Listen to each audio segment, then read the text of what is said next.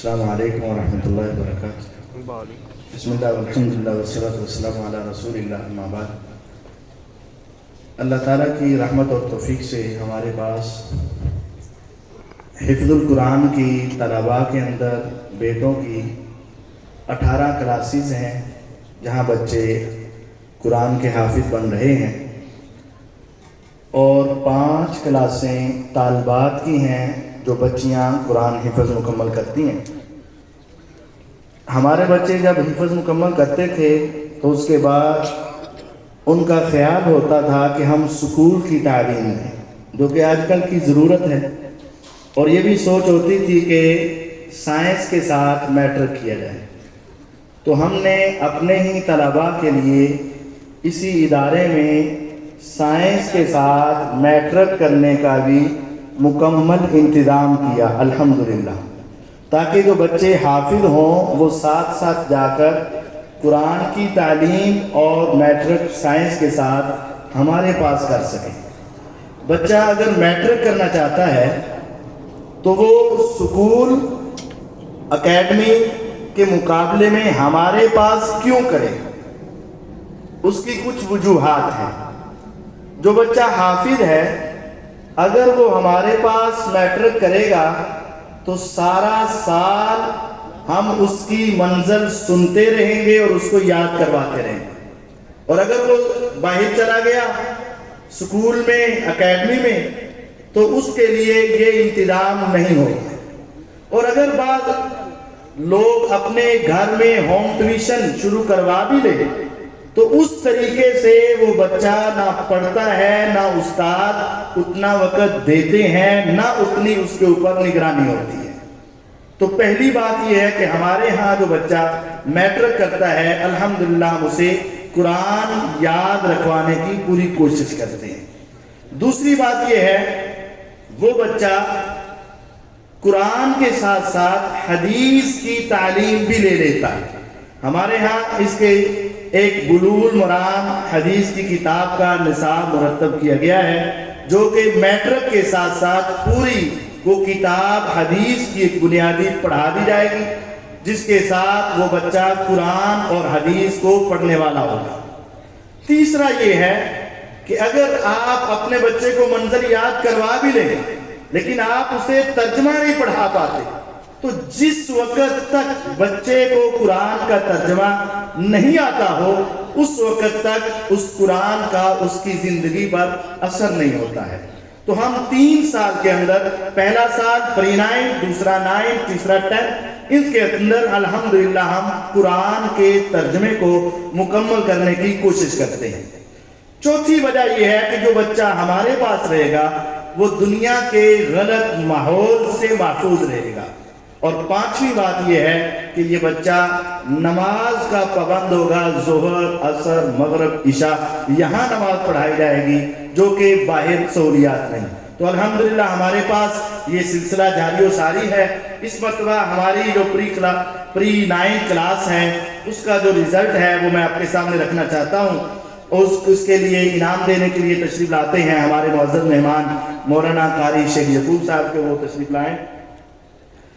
پری 9 class میں تیسری position حاصل کرنے والے ہیں ابراہیم عمران۔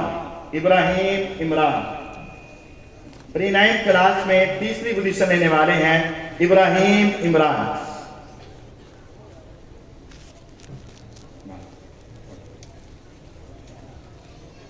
دوسری پوزیشن لینے والے ہیں طاہر اقبال، اور پہلی پوزیشن لینے والے ہیں علی فاروق۔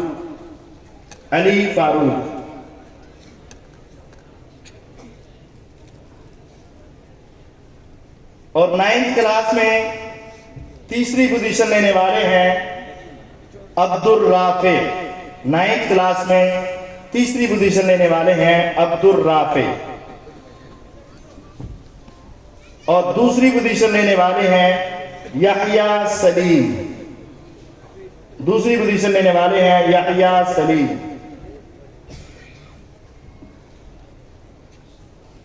اور پہلی پوزیشن لینے والے ہیں عبداللہ عابد۔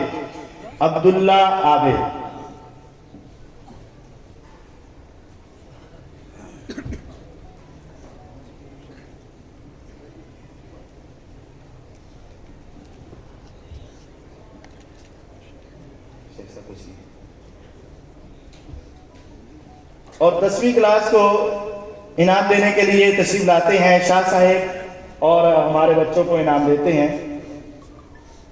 تیسری پوزیشن لی ہے 10th کلاس میں سے عبد الحنان احمد تیسری پوزیشن لی ہے.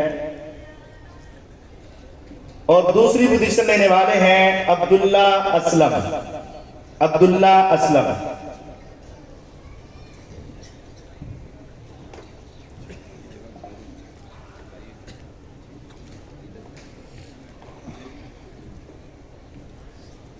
اور پہلی پوزیشن لینے والے ہیں عبد المعز عابد.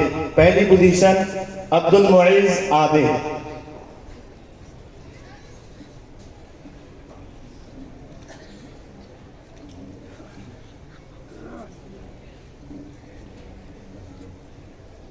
جزاکم اللہ خیرہ. اللہ تعالیٰ آپ کو عزت دے، برکت دے. اب میں الحمدللہ کہ ہمارے ہاں ایک بات یہ بھی بتا دی جائے کہ اسکول جو بچے پڑھتے ہیں عموماً یہ سوچ بھی ہوتی ہے کہ ساتھ اکیڈمی بھی چلے. ہم نے دیکھا کہ اگر ہم بچوں کو صرف اسکول پڑھاتے ہیں تو وہ اکیڈمی کے لیے کسی اور جگہ پہ جائیں گے، پڑھیں گے، جو کہ ہمیں گوارا نہیں ہے. تو پھر ہم نے اپنے ادارے میں ہی اکیڈمی کا بھی انتظام کر دیا.